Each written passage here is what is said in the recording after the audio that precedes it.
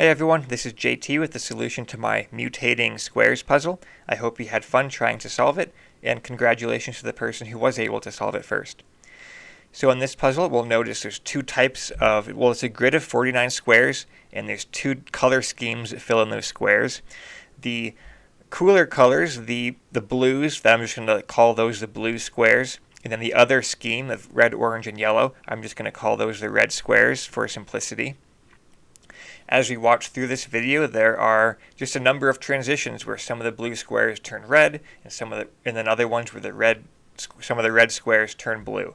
And if we watch through the entire video, there are 64 of these transitions involving different numbers of squares and different locations on the screen, but there's 64 of these transitions.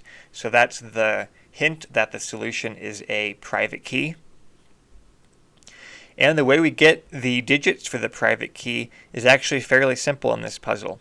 So if we go back to the beginning and pause this right as the first transition is occurring, we'll see that we have three blue squares transitioning into the red squares.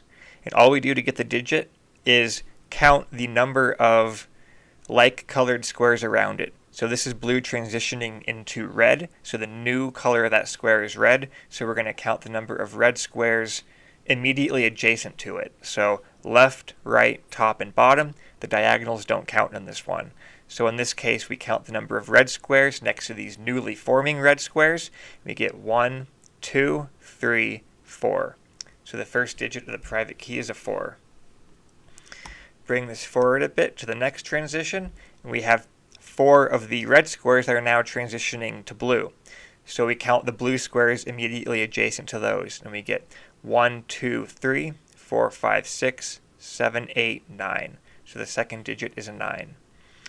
Moving forward a bit, the third transition, we have 4 new red squares coming in, and I count 1, 2, 3, 4, 5, 6 that are adjacent to those, so the third digit's a 6. Do one more.